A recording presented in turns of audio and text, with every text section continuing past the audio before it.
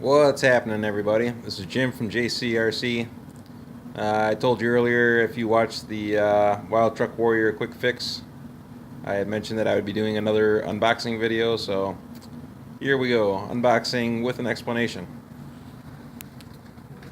Sitting on top of the box, before we open it, is an Axial AE5 electronic speed control. I had bought this yesterday with the anticipation of putting this speed controller into the WL Toys. My plan was to convert the WL Toys over from the stock radio gear to traditional radio gear with a stronger steering servo, a better shifting servo, and a regular receiver and speed control. On day 4, my shifting servo quit working on this truck. So I've been just running around in low gear ever since. It won't move, in either direction. I've unplugged it, plugged it in, resynced the controller, or try to rebind the controller, whole 9 yards. It just doesn't work anymore. And I've never taken this truck in water, so it's never even seen water. So no explanation as to why the speed controller or the shifting servo quit working on it. Back to the story here. I was going to get a speed controller for it, all new radio gear for it, an NTG rear axle for it, an RC four-wheel drive steel drive shaft for it, Vaterra Twin Hammers metal differential gear, or not differential gears, but metal transmission gears for it, and maybe some other aluminum parts. But by the time I did the math on everything, it really didn't add up. It just seemed like it would be better. I'd be better off going the route that I went with. So, with the math on that, like I said, when you get the NTG axle, it was like over $100 for the axle. I want to say it's like right around 120. Don't quote me on it. Prices vary. And then you'd have to get guts for the axle. So I would probably end up getting Vaterra stuff. So probably another $25 or $30 for the axle shafts and the differential and all that other good stuff, the ring and pinion. RC four-wheel drive steel drive shaft, I don't know, $25-30 probably, just give or take. Metal transmission gears, I can't remember what the total was on those things. I want to say it was probably like in between $12 and $20. I'm not too sure. But by the time I added all that stuff up, like I said, it just didn't, it wasn't good math or whatever. It didn't equate to my budget and for what I ultimately wanted to do with the WL Toys. And I could have bought a Vaterra plastic rear axle for it, or I could have got another WL Toys plastic rear axle for it. But like I said, I don't know how much more money I want to stick into that thing. So, back to what's in the box. I opened this up off camera just because I don't want to cut my fingers off. Because I'm filming with one hand and doing everything else with the other hand here. Now I ordered all this stuff from Horizon Hobbies, which is literally the next state over from me. They're like over in Illinois, well they're not too far away from me. And I got it next date or whatever, or overnighted, so there it is right there. And you probably already know what's coming, I'm sure you probably already know. Green box, yep, there it is, guys. I did it. I am a trader. I bought a Vaterra Twin Hammers, and I bought this as a kit version. I could have bought a ready to run version. Like I said, it was for the math. It was for the math and the description. On the kit version, it had a great product description of everything that the vehicle came with. On the ready to run ones, it didn't really specify whether they had metal transmission gears, and that was kind of key for me. So, for the price of the kit version, like I said, it was only like maybe $5 or $10 more than what it was going to be for what I wanted to do to the WL Toys. So I just kind of went with this, and I figured, just for excuse my French, just for shits and giggles, if anything else, it's going to be a great comparison. I can actually compare a Twin Hammers versus the WL Toys. Bearing life, the plastic there, the plastic, how strong that is, how easily it strips out. The screws, whether the heads strip out, relatively easy. All the gearing on it, all that good stuff. So, you know, if anything else, you know, or you know, for nothing else, I guess it's going to be a good comparison vehicle. So here's some of the features of it, which are some of the reasons that I bought it.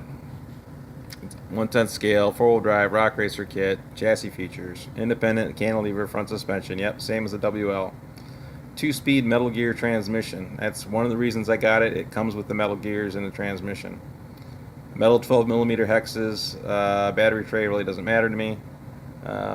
Threaded body aluminum shocks. Interco Super Swamper tires. Heavy duty outdrives. Heavy duty outdrives. That's kind of nice that it already has those on them. I bought a set of heavy duty Vaterra outdrives for the WL Toys, and it was, sorry for the camera shaking here, it was right around $50 for that stuff. Front differential locker included, 4-wheel drive, 4-link rear suspension, front and rear sway bars. Your recommended tools: metric Allen driver, metric nut driver, ball link pliers, flush cutter. Build and power this wildly popular rock racer to your own specs. The most popular option parts for the RTR version have been included. I don't know what that means, but we'll find out. So that guy is. Here's a motor that I ordered for it, or that I got for it. This is an RC 4-wheel drive, 27-turn brush motor. I wasn't too sure where to start with the turns. I have a 35 turn in my trail finder. This obviously isn't a trail finder. It is a rock racer, so I don't know. Back in the day when I used to buy a lot of motors, you know, everybody went off of RPM, and that was kind of before they started going with turns. So I figured I'd start with a 27 turn. If I need more speed, I'll drop down to like a lower turn. If I want more torque out of it, then I guess I'll just go up on the turn ratio. So nevertheless, for the price, you know, right around $10. Don't quote me on it. Right around $10 for the motor. It was a good starting point. Here's a receiver that I ordered. This is a Spectrum SR 415 DSMR 4-channel sports surface receiver. So I went with a 4-channel receiver, just so I can mate it up with my DX4C radio. You only need like a 2 or a 3-channel for this, you know, or a 3-channel for it, just for the shifting servo. Might as well go with a 4-channel since I have a 4-channel radio. Moral of that story. Alright, for servos, I usually go with Savox servos. But you know, I figured I'd try the Spectrum servos. Just, you know, I never ran Spectrum servos. I figured I'd give it a run, and see how they go. Savox servos tend to be a little bit noisy, so I don't know. I figured I'd try these and see what they're all about. This is a S6180 standard digital metal gear surface servo. I bought this for the shift servo. It is a waterproof servo. I'm so sorry about the camera flash here, guys. 1/10 scale. I can get in on this without blinding everybody. It's 80 ounces at 4.8 volts and 100 ounces at 6 volts. Dual bearings, metal gears, cord motor. This is the steering servo that I purchased for it. Another Spectrum. Figured, you know, Spectrum, give it a run here, I guess. This is a S6260 HV digital high-speed surface servo. Metal casing. I believe this one is waterproof too. It doesn't say so on the back here. I'm kind of wondering about that. Torque at 8.4 volts is 241 ounces. At 7.4, it's 210 ounces, and 167 ounces at 6 volts. 60-degree transit speed, 8.4, blah blah blah. I really don't know what any of that means. Dual bearing, metal gears, cordless motor, operating voltage 6 to 8.4, 2S LiPo. I believe that says 1/10 scale and 1/8 scale. So we'll, you know, I'll give Spectrum servos a try here, see what they're all about. Here's a set of pinion gears that I bought for it, just because the truck doesn't come with a pinion gear. I sure as hell hope it's 48 pitch. 17 tooth, 18 tooth, 19, 20, and a 21. There we go. And the last thing that's in here has got nothing to do with this truck. This is an NTG realistic jerry can gas fuel tank, 2 of them with bracket for 1/10 scale rock crawler. This is for the WL Toys 10428 Jeep Wrangler conversion project. My buddy Thano has one fuel tank on the driver's side of his truck. He wanted one for the passenger side. He asked me if I could order these for him, so they came in two packs, so I guess he's got two of them. Alright, so let me, I guess we'll get this out of the box and take a look at it and see what it's all about. Yeah, I don't know if we can do this one-handed or not without knocking everything all over the place. Let me pause it. And there's the front half of the box. Man, we are getting some serious glare there, aren't we? Sorry about the glare, man. Or people. 110 scale, 4-wheel drive, rock racer. Yep, we already read all this good stuff here, didn't we?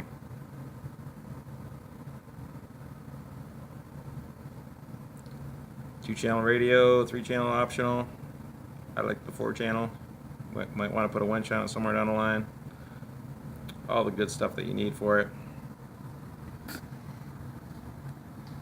Little side picture, yeah, we're getting some major glare there. Picture of the transmission, 4-wheel drive, 2-speed transmission in a couple different languages. Metal gear differentials.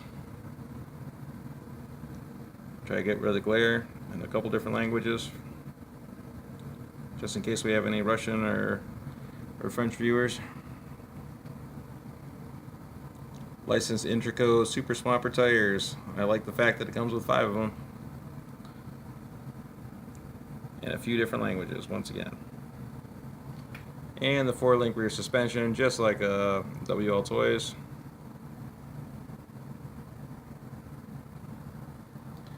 And so maybe we'll get the plastic off this guy. Alright, plastic's removed. Got some of the glare down. There's a little safety sticker there. One last thing to cut. Ooh, man, that's a tough sticker. Well, for safety purposes, I probably should pause this.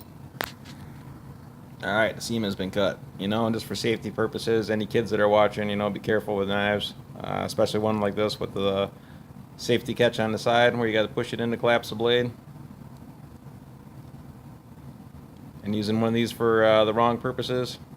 I almost cut my finger off with one of these things a couple years back. There's a big scar. It runs all the way around the side of my finger. Kind of tingles when I touch it. I was working with one of these knives, trying to drill out a hole in a tarp on a dump truck, and was holding on to it real close to the top there, and I got a little too close to that safety and ended up you know, releasing the safety on it, and the blade closed on top of my finger, which you're probably not gonna be able to see, but there's a scar that runs from one side of my finger all the way up to the other, and that baby went right down to the bone. I thought I almost lost my finger on that one. So definitely be careful with the knives. And what else have we got here? It's like a combination lock on this guy. Combination lock with a glare. Oh, I'm probably opening this upside down. Hey, right side up. Vaterra, it's a shared passion for motorsports and radio-controlled extreme performance in extreme places. Cars and trucks that look and drive just like the real thing. Most of all, it's all about gathering friends, grabbing a vehicle, and having the time of your life. Adventure driven. Gotta like it. Yeah, we got a whole bunch of parts here. That's what we're looking at. Some shock bodies. Rear differential, front differential.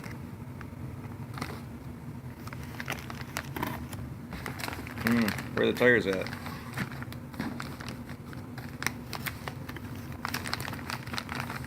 I like how everything's labeled. That's awesome. Just like a trail finder. And there's the tires. That's kind of what I was interested in. Transmission goodies. Oh, there's all the metal gears. It's like candy. Ooh, look shiny.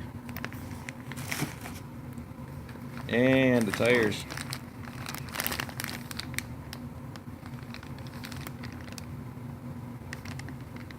Gotta like it. 5 new Super Swampers sitting in here.